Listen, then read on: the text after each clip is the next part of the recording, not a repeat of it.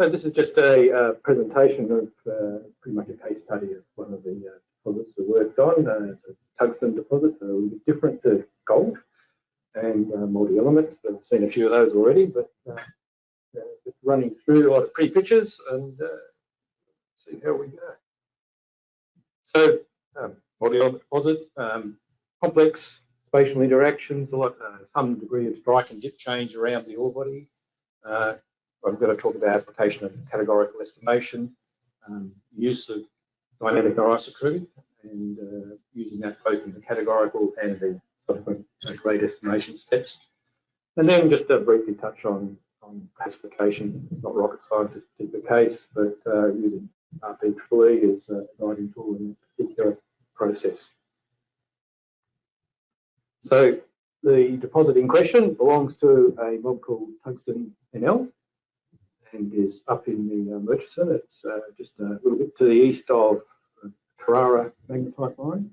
And we're talking about a tungsten, moly, gold, silver, and a little bit of copper as well deposit.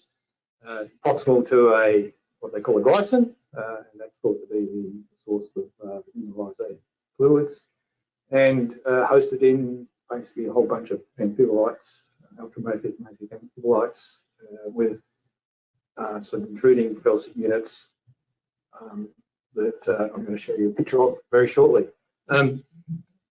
Mineralisation is scheelite, which has some advantages for us. We can actually see our mineralisation, which I'll show you shortly as well. And the deposit, the map is not very clear. It's one of the ones that the company's published, and you can see a Mulgine Trench is up there in the high, slightly left of centre area. And there's another deposit they own as well called Mulgine Hill, which is a higher grade, smaller, lower tonnage tungsten deposit. So there's a few of them floating around. You can see the granite is that pinky purple colour in the middle, which is supposed to be the source of fluids that probably form the deposit. So the whole thing, you can see from the green lines, there's a bit of folding going on. I'll show a closer image shortly. Dips off 25-40 degrees to the west-north area, and has a top that's sort of weathered down 15-50 metres, most of it's relatively shallow. And in that, it goes from being scheelite to a hydrated tungsten oxide, which is, from a revenue point of view, is in zero value at this particular time. Because Rod mentioned that sorting technology, some of the stuff they're planning on doing is related to sorting technology to get focused on the bit that matters. Okay, so this is a Aeromag image supplied by the company again. The trench deposit is within that, roughly within that yellow shape. You can probably see just there. You can see a few little bits of shapes. There is a number of oxide gold pits associated with the deposit that have had shallow mining occur. There's some to that north and east end. There's one to the north and west, and up near the yellow cross, and various other things. So the thing that this shows is a diagonal trend there. Perhaps just notice that one down there at a slightly different angle. And clearly we've got some folding going on, and we've got another structure that's coming along there and truncating things along the way. So those are all just features I point out because this gives you some confidence at the beginning that you've got whatever structure underneath this, and it's the first point of call in terms of what we expect to be going on when we look at the actual drill hole results. These are the drill holes. The nominal grid spacing is 40 by 40. That's the guts of the data is 40 by 40. Different colour codes are just different types of drill data or sampling data. The clustered information are the various little gold pits that have been prosecuted by other parties. Some of those have a lot of multi-element data. The one down on the bottom of the screen is only gold, for instance, whereas the ones on the top upper part of the screen have got variously got moly, tungsten, and various other bits and pieces associated with them. yellow line is just showing one of the sections that I'm going to, or what the position of the section data I'm going to show shortly. So shear light. Here's a bit of core, natural light on the left, UV on the right. We'll talk about where our mineralisation is. There's not a lot of ambiguity in that, is there? So really quite nice. We know quite clearly what structures are hosting the mineralisation. We can see that it tends to sort of dip off in one direction, although you can also see, like what's commented about, it depends, that there's a few structures that are running down the core as well as across, but the dominant ones are across the core there. And the other big point, if you want to know what a nuggety deposit looks like, well, there's some nuggets. That is, as it turns out, about a 0.3 tungsten grade. That's what 0.3 tungsten looks like, and this is not particularly high grade tungsten deposit, but that's a better grade intersection in this particular case. So there's the first leg up that sort of data gave us. So we know where that material, basically what controls where the mineralisation is, which is obviously advantageous to a precious metal deposit in many ways, at least in terms of where the tungsten is anyhow. One of the other data sets that we had that was available, and I've got to say I don't see this very often, this is optical acoustic televiewer data. So this is a probe that goes down hole. It's taking, as it says, photographs or scanning in both the visible light, and it's using sound as well to look at the side of the hole. Now that's being used on 29 RC holes, so the advantage here is that we're not relying on diamond. So it's 29 odd holes spread across the deposit. The information here, that this is the top of one of the logs that you get. You can see this is metre distances coming down the left, and then you've got various renditions of what's going on around the hole. And then you can see as you move to the right that that's reduced into a pseudo core image, and which you can put various planes through, which are then reduced into strike and dip direction. And then thereafter, there's in this particular case, what happened was those detailed data was then averaged over intervals of 25 metre down the hole. So we had that orientation data to look at an obvious source of input for the DA processes that follow. So here's where the data was. As you can see, there's been a fairly decent effort to spread it around the deposit. We're sort of above, looking to the northwest here. The information is behind it, the draw behind the colour-coded tungsten, not that it really shows you too much with this particular orientation, which is designed just to sort of show you little discs and which way things were pointing. There's a number of holes in the hanging wall, the three on the sort of top. We can see they're running more or less down structure. Ultimately, I didn't use those in the DA process, but even so, they still giving you, even though it's low angle sort of intercepts with the holes, you can imagine that with that sort of reduction of the data, that once you get in that low angle, then there's probably a bit of a reduction in reliability of the directional controls you're getting. But nonetheless, most of it's giving you a pretty decent measurement of the orientation of whatever structures they are mapping. In fact, these are veins. So one of the other things that they do in the data is they classify the type of information, so you can then filter into whatever subset that you're looking at.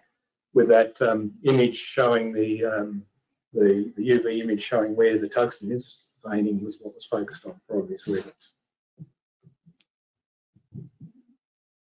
This is just running through some of the other data that we had. We had multi-element data for an awful lot of the holes. This is another example of self-organising maps.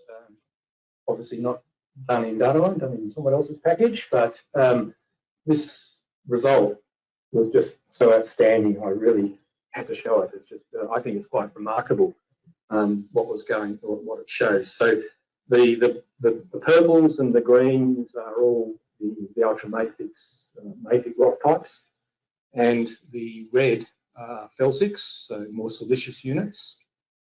And that just blows me away. I think that's quite amazing that you take something, you do this cluster analysis. The reduction process was a bit as described by Andrew. Basically, same process you heard earlier in the day. Then you throw it back into DataMine, attach it to a drill hole, plot it out, and that's what happened. And I just think that's quite remarkable. So how that was used was thrown into a modelling process to get a bunch of wireframes that ultimately defined lithology, and then that was used to control density allocation. I should point out that the whole analysis process was done only on fresh rock, so it excludes the oxide material. You might think, oh, you might want to use sulphur, or if you throw sulphur in it, it sort of muddies the water. So how you choose your elements and where they take you is a little bit of trial and error, but obviously it also depends on your knowledge about components that you're expecting, the type of rocks you're dealing with. But that's really, I think, quite a remarkable outcome. The client provided a oxidation surface, that's the grey sub-horizontal line. I'm told that they didn't use sulphur, but I'm presenting sulphur in this particular section. They used visible features, whatever they could see in the core and the samples. Now, one of the things, of course, is that you do your UV lamping, and when you've got tungsten grade, but you've got no UV fluorescence, you know you're in the oxide zone as far as it's concerned, for instance. But you can see the sort of discrimination they've got between sulphur above and below that surface. The histogram on the right is the grey is showing the combined data set, and then the green and the red populations are showing the subdivisions that that particular surface provided in this case. There's probably another population in there, a little transitional zone. There was an attempt to model the transition, but it was very, very patchy, very, very small, and it really wasn't giving us very much. So at that stage, they didn't worry about it. We just let it go. So we went for the majority case. You can see the close space clustered grade control data, obviously over there to the right. And in this case, that data happens to have sulphur as well as multiple other elements. So clearly that helps with at least a localized view of what the continuity is going to ultimately look like. But there's also the other side of that coin is that the continuity model is going to be heavily biased to whatever's happening at that particular location as well. So it's a both good and bad situation. You can also probably see that there's an element of the dip going from right to left there, which fits the general expectations. These are just images showing the various elements, the same section. Tungsten, you can look at that, and I'm still debating that image as to whether that is some sort of enrichment near surface in that little pit data set, or whether it's just a shallowing of the structures locally. One day I'll say it's one thing, and the other day I'll say it's the other. I still haven't made my mind up on that one. I don't really know. You look at the moly on the right, you can see that there seems to be some sort of near surface dispersion going on. So on the one hand, you've got the slightly higher grades that are sort of still hinting on primary structure, dipping off from right to left, but then you've got that dispersion envelope, data going off from right to left in a sort of sub-horizontal direction. So maybe there's a little bit of mobilisation of moly by the weathering processes that have occurred. This is the gold. In this case, you can see there's some extra data on the left from a second pit that hasn't got the multi-element data. On the right, you can see a depletion zone and then a clear enrichment zone. On the left, you can see probably just primary structure. So the weathering patterns have been a little bit variable from place to place. Silver on the right, you're basically seeing quite a bit of depletion in at least the pit data. The rest of the exploration drilling there is somewhat ambiguous as to what's going on. So those are just the visual observations from that particular data set. Someone's going to ask about correlations. This is stepping over a few steps just to get to this point, but looking at the tungsten mineralisation data itself and having a look at what tungsten's doing relative to the moly, the gold and the silver, pretty much not correlated whatsoever, absolutely nothing. So absolutely no correlation in terms of the numbers whatsoever. And that was a little bit of a surprise, but nonetheless, that's what we're dealing with. So in every effort to avoid a wireframe, we applied categorical methods to define mineralisation. So I'm sure many of you are actually quite familiar with this process, but essentially pick a grade threshold, something that has some meaning in terms of the population you're dealing with. In this particular case, I'm showing a histogram of the tungsten. This air conditioning is freezing. I should have brought my jacket. So obviously you'd be using a log probability plot for this particular process as well. In this particular case, you can see there's a little bit of a shoulder on the left of the histogram, and that underneath there is sort of giving you some indication of mixed populations, and that's led to a selection of a 0.05% tungsten grade envelope. So one of the things you might guess is that we're dealing with some really, really low numbers when it comes to the actual thresholds that are of interest for tungsten. Okay, so we pick our threshold, we build a whole lot of indicator variograms, we go back into our drill hole data, we put a 0.1 value in based on said threshold. We've got a bunch of variograms there. You can see moderate nuggets, reasonably decent ranges, perhaps the bottom right-hand one, which is hopefully across the plane, yes, showing that it's even across the plane. We're getting continuity out sort of 100 metres or so it's a big, chunky, tabular sort of arrangement. Okay, build a block model. Typically, this process that I apply tends to force decisions about block sizes early. In this particular case, the client already had decided that they weren't going to be selectively mining. They already had enough thoughts about that wasn't going to be selectively mining. So they were heading for a 10-metre bench. So there's one of the dimensions. We started with 10-metre bench. With the 40 by 40 data, it was pretty easy to do the old half the drill rig spacing, so 20 by 20 by 10. For the categorical modelling, I came down to 5 by 5 by 5. So that's going to end up being the sort of subcelling of boundary resolution on the edges of zones. You pretend you're doing a good job of estimating at that particular scale. But I just make the point with the categorical method that we are trying to head for a set of volumes with whatever geometries that you're comfortable with. You know, if you were going to manually interpret this, what sort of shapes would you have? Can I achieve that without actually having to use a whole lot of wireframing or whatever to get it done? So this particular process, it can be a little bit iterative. You're going round and round in circles, you're choosing things, you're churning things, and sometimes you get it, you're comfortable with the first outcome. Sometimes you have a few goes at it before you get what you want. And you're making certain compromises along the way. But in this particular case, I don't recall doing too many iterations. I made my choices, ran it, and all was good. So anyhow, we're using a very small block size. As a consequence of that, often this intermediate step, you're dealing with sort of 30 million plus cells in your model, blocks in your model, so it's pretty big stuff. This means that CoCree kicks in as being an ideal solution. Most of the times, if I was going to pluck a number from somewhere about how long it would take to do that with Estima, I'd be saying it's a 2 or 3 day run. CoCree using 2 or 3 hours sort of thing. So it gives you the opportunity to make a lot more mistakes a lot quicker.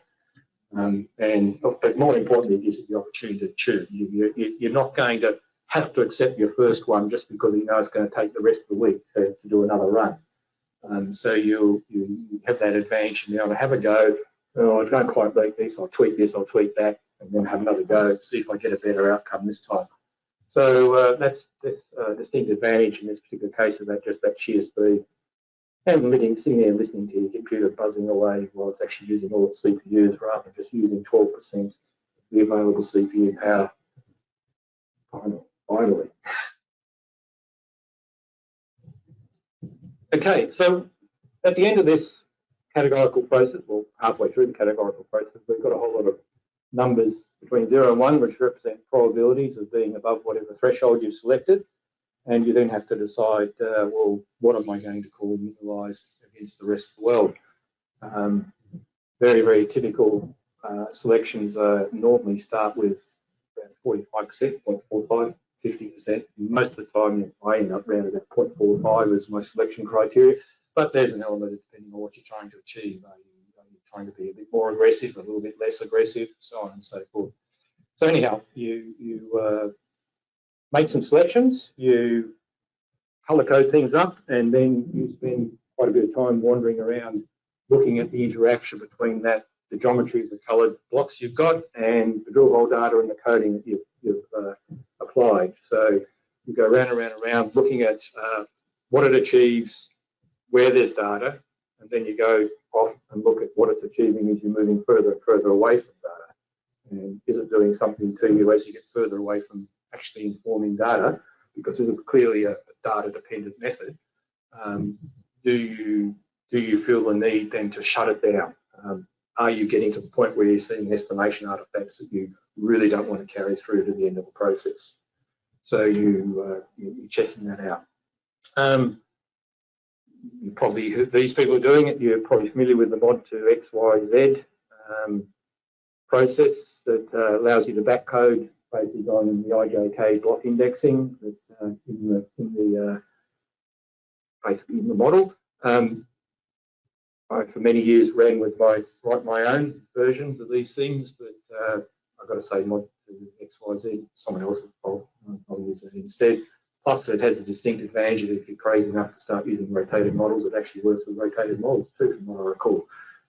So that's a bit of an advantage. Okay, now you've got certain block size. So I don't think I mentioned, I think it was 2 metre, I was using 2 metre comps in this particular case. I've got a 5 metre block. You're going to have some edge effects going on with your boundaries. You're smoothing your boundary to some degree.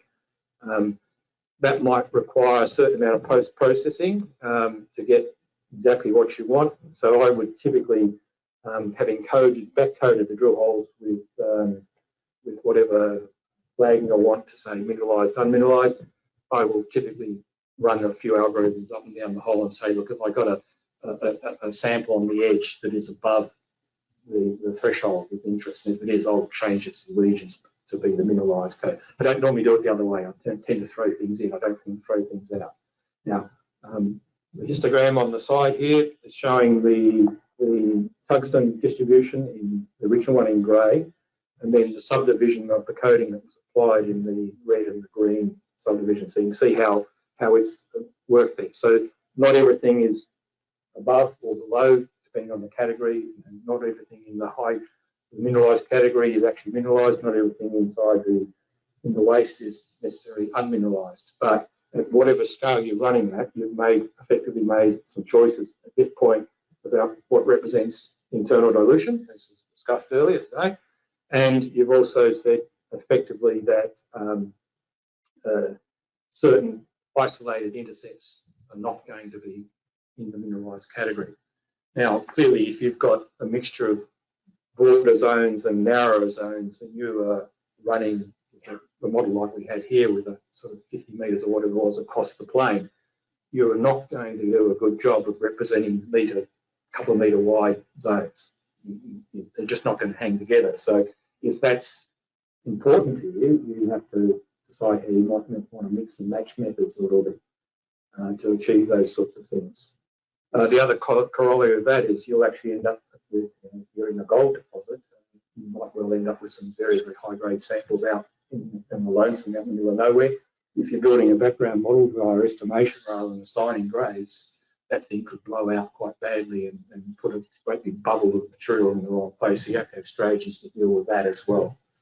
And one trick I would apply is just simply say if it's not in the mineralised domain, it's out in the background, it's an isolated intercept, I'll often just say, well, wherever that one is, the block that it lives in, I'm going to change that, call it an isolated mineralised block, and then just make it its own little domain. And that just shuts it right down.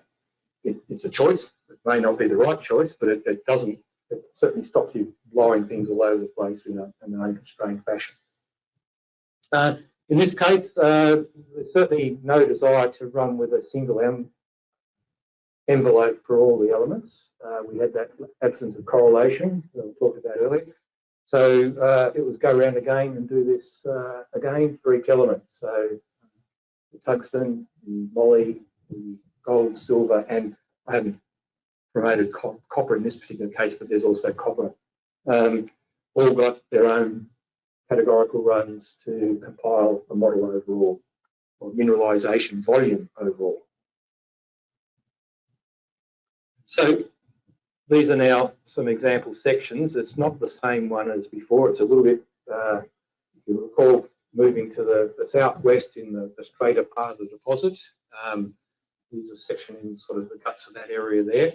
What I'm presenting here is the drill holes are actually colour coded on the grade threshold. The model blocks coded on the probability threshold.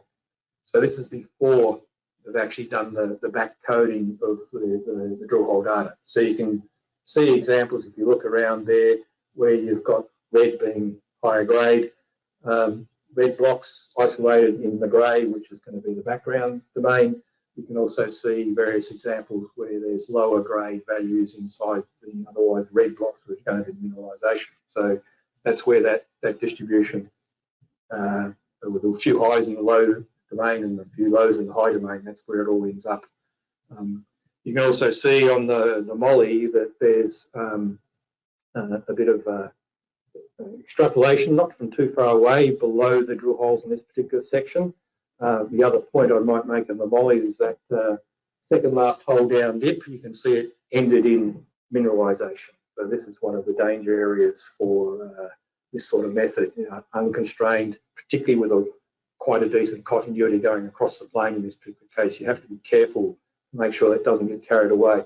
And that purple line, which I haven't actually explained what that is, but that ultimately I used, in this case, I used a lot of methods to try and do this numerically without a satisfactory result. So I went old school and built a surface and said, okay, I'm not going any further than that. I haven't got the courage to go any further than that, but I'll retain certain things, but I'll also throw certain things away. So that's one of the filtering processes that happened along the way, that anything basically below that purple line got shut down and switched off.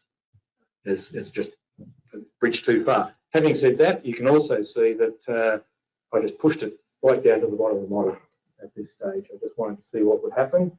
You can see it's retained its integrity quite well for the distance. So that's, I suppose, an outcome of having pretty decent ranges and nothing else to tell it to stop, but it hasn't blown itself out or anything like that in at least a lateral sense at this particular moment in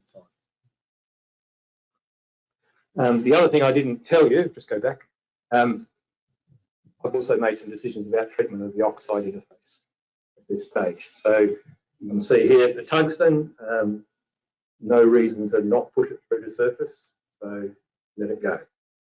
For the moly, while that was a little bit more ambiguous, still felt more comfortable overall with the idea of pushing that through to surface than doing anything else. In contrast, for the gold and silver, we invoked a oxidation profile in this particular case and basically rotate everything around to be horizontal. And you can see the impact of that. But even when you can see samples, exact examples, sort of mid of centre there, where there's still some potential primary structure penetrating up into the oxidation horizons. Okay. And the other big point to make is look at the volume differences between, let's go back again, quite wide tungsten envelope, much narrower, higher grade moly zone, scatty gold zone, and silver is sort of a flooding event almost, it looks like in this particular case.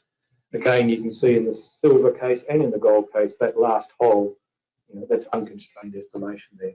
We need to be very cautious about. And that's just a horizontal plan view. I'll show you some other ones with the grade estimation shortly, because I'm really trying to show off the DA impact, and it's a little bit difficult to see when everything is as bulky as it is, but it is active underneath that. You can see the things starting to turn as you go further to the east and north. The other point I'll make about this is you can see up in the top of this image that the drilling was actually didn't constrain the ore body particularly well up there. That categorical process kept going off to the northeast, and you can see I shut it down after a certain point, but I didn't want to shut it down entirely because it's clearly an opportunity for a few extra drill holes to see if there's something that's actually there or not there. The other point I'd make is that up in that area, while most of the deposit was turning around and turning to a more east-west orientation, up on that northern edge, the televiewer data was saying we've actually got something continuing off on the diagonal. So it was continuing going up that way. And again, it was something that the client hadn't actually really focused on. They haven't actually drilled it yet. They've got so much tonnage as it is that it's future work. They're not short of material at this particular stage, and in terms of the PFS study, they're not short of mine life at this stage. So it'll happen at some time. How it will work out, I don't know. I suspect there'll be some mineralisation up there, but there won't be the blanket that I've got in it at the moment. Okay, just because we're talking about supervised amongst other things, now going back several steps, this is what the oxide sulfide boundary interface looks like. This is in the northeast corner. One of the problems with using DA is where do you get your varigram from if your data's all wobbling around. Underneath the bonnet here, the variography process was split into two parts, basically the straight southwest bit and the sort of more curvy northeast bit. So underneath everything, there's actually two families of variograms that were focused on those two localized areas. So while everything was estimated with no boundary between those areas, different parameters applied in the two locations. This data here is shown within the mineralisation envelopes of each one of them. It is definitely going to be biased towards that close space data up in the northeast corner due to the way it's distributed. The tungsten, as you can see on the left, sort of suggests higher going into lower and not much happening across the oxide boundary itself. Now, whether that high is a weathering effect or whether it's just the local geometry working up dip from the primary structure, could be either. The moly, while it looked like it had a few things going on, you can see there's really not a lot happening across that boundary. It looks a little bit higher immediately underneath in the top of the sulfide material, but I let it go. I was happy to just let that work across that boundary. So those two boundaries I ignored in terms of estimation. In the gold, right of centre, clearly an enrichment zone around that oxidation boundary. I think the thing that's interesting there is that it's moving from that depletion zone, going high, actually goes a little bit high before it hits the bottom of the oxide zone, and then gradually declines after that. Now, some of that decline in the fresh rock is going to gain. Again, we've got a dipping ore body, so it's a bit different to how you would do a boundary or an oxide boundary analysis if you have a vertical ore body. Coming down, you can sort of trust what's going on to a certain extent as long as you've got the drill holes in the right place. When you've got a dipping boundary, there's a few other things to think about because there's more than one reason why some of these changes could be occurring. And then in the silver, perhaps as preempted, you can see that there's pretty much, you go from a depleted oxide zone into a higher relative terms, not particularly high in terms of silver grade, but a higher silver zone into the primary rock. So that was just some of the boundary analysis that went through. These are what the grade, or an example of the grade variograms for tungsten. You can see it goes dribbles out to quite long ranges, but then you also see, surprise, surprise, most of it's over by 40 metres, the drill hole spacing. So this is not atypical for any of these things we work on, is that your first structure range is effectively the drill hole spacing. And you can see that that's an awful lot of the spatial variance that's occurring there is sub 40 metres. So there's still a lot to be learned about this ore body and how it's behaving. We by no means know everything about it. We've only got one of the things that's perhaps a little bit surprising is while you think of this tungsten as being a nuggety ore body, a 0.4-ish nugget component, it's not low, but it's not that high either.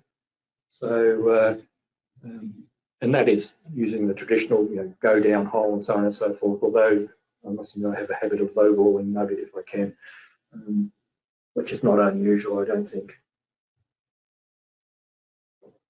Okay, we did a little bit of K&A, but it was a cart and horse issue. I'd already made all my choices. This is more just saying, well, if I do the K&A, does it support my choice? And as you can see, many of the parameters, they're really not moving that very much. The cleaning efficiency is not scintillating, but with an elevated nugget or the nugget coming up, you're never going to get particularly good performance indexes. The slope is not doing too bad. The block size I picked is okay, not that big difference, so not too bad. You can see there's a little bit of change with the amount of support you provide in terms of number of samples. If I did this again, I'd probably use a few less samples than I did. I'd probably drag that max right back, but most important is the minimum. I don't really want to be using too few samples. I want to be using a decent amount of samples. But yeah, probably would have dragged the maximum back if I did it all again today. Discretization, just set it high. I mean, back in the good old days, discretization mattered because it affected process time significantly. These days, you can throw in lots of discretization. Doesn't really slow you down very much if at all noticeable. So just, use discretization that multiplies out to better than 16 values, 32. Forget about it, move on. Just don't worry about it, it's not that exciting. Okay, so now switching to some grade imagery. The section line on the right is that red line showing through the guts of that part of the deposit. You can, if you squint a little bit, you can certainly see some of the bits tracking around as we move to the northeast from the DA.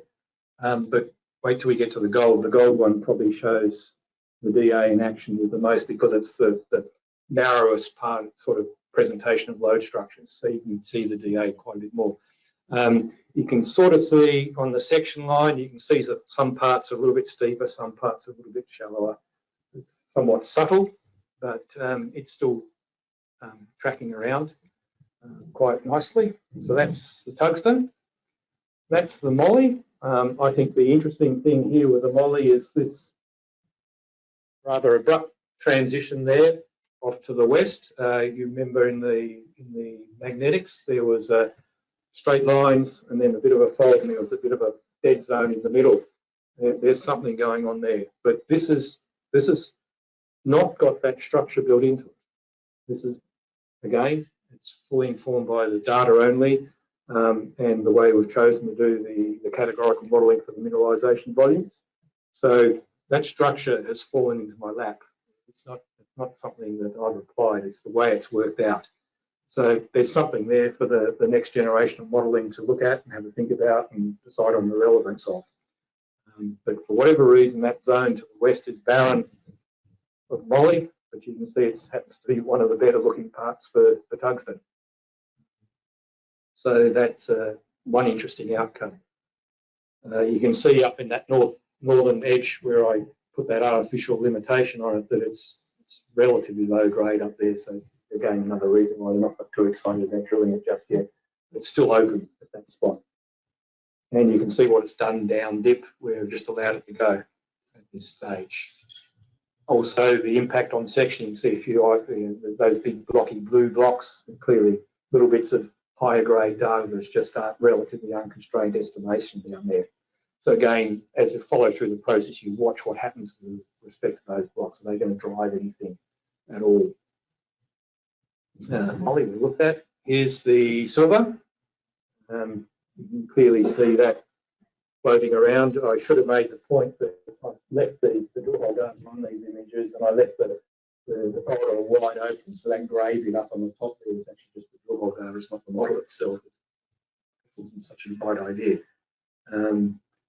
And you can see the impact on the section of the oxide horizon and a little bit of extrapolation down in depth. Here's the gold, and as I say, this is probably the one that reveals, at least in the plan, the most obvious visual impact of the DA process. You can see things wrapping around, connecting, bits going off this way, bits going off that way. Look, I think while it's stated earlier about resource models, all resource models are wrong. It's only a question about how wrong are they. But at least this thing is showing something that's a little bit, perhaps a little bit realistic in terms of what they really will encounter. It's bouncing around. It's not always going one way, not always going the other way. So I'm actually quite pleased with that. You can see that fault structure is somewhat in play again. Again, something to follow up. Maybe some of this behaviour, some of this might not be quite how you finish up with the next generation model. We'll find out. Having said that, there's no desire at this particular moment to drill it any further. It already has been. Okay, just did some validation. And so all the usual things with validation. This is not showing anything of any great consequence. There's an apparent trend of slightly increasing grade with depth, but that's also supported by decreasing data levels. So who knows if that's real at this stage. You can see the effects of some extrapolation at the east to west, the north to south, mainly in the east-west on the western end where the data starts to decay. At the western end of the deposit, there was that gold data I showed you. There was also a big waste dump that prevented some drilling in certain locations as well. So there's a few widening gaps in the information to that side. When it comes to resource classification, I said no rocket science here. Certainly, the process was guided by the continuity we demonstrated on the geological continuity confidence we had. But at the end of the day, it's really just wrap a shape around the most dense drilling and call it indicated in this particular case. The database itself had been collated over quite a time period. So there were historical data, relatively new data, so on and so forth. The Tungsten had actually spent quite a bit of time twinning holes to sort of see what support there was for older drill holes. Made the usual compromises you get when you're dealing with something that's nuggety, and you sort of compare one hole and another hole a few metres away and decide, well, they're kind of the same, aren't they? But they're also different. But the usual story, make a call. In essence, most of the holes were deemed to be roughly okay, so there was very little data that was thrown out. But what we've got here is the yellow envelope is a pit shell that was put together using a high tungsten value. Just as background, the revenue stream is assumed to be tungsten and moly, and there's expected to be there was no allowance for revenue from the oxide material. They don't really have a decent way of metallurgical recovery yet, although they are getting some encouraging results. They're certainly happy with the fresh rock. The gold and the silver, the actual lease arrangement here is such that one mob own the gold and silver rights, and the tungsten guys own the tungsten moly rights. And then there's a complex arrangement where if the pit and the mining isn't driven by the precious metals, then tungsten gets to get the precious metals. If the pit and the mining is driven by the precious metals, then tungsten don't get to keep the precious metals. So you can imagine where that's going to take the whole process, but it's a complication in the scheme of things. So that particular pit shell is not based on doesn't make any allowance for gold silver, copper, or the oxide zone and all. So it's driven down, as you can see, it's in the section, it's bounced off the bottom of the model, and that's that's up in the northeast. As we get further to the southwest, you can see that shell is moving further deeper, and it sort of smacks the bottom of the model quite readily. But we weren't brave enough to call all of that material inferred. We basically pulled up at a certain distance beyond the holes and called it a day at a certain distance. That funny purple line is shutting it down, as you can see, and that funny shape is really, if you look at the plan, you can see there's drill holes on adjacent sections, and that's why it's been taken a little bit deeper. That's what the public release looked like. So you can see that at a resource cutoff grade, it turned out to be 0.05 as well, which made me a tad uncomfortable because that's my threshold for my categorical work. But we're running with a tungsten grain of 0.11 as being the head grade. And I just have a little bit of trouble wrapping my head around making money off something that's such low grade, but it works. You can see that the moly is reported as ppm, so fairly low. Gold, in total, it's claiming a million ounces there in gold, so that's interesting. And you can see a little bit of silver, well, it's millions of ounces of silver, so that's a huge number. A bit of copper. So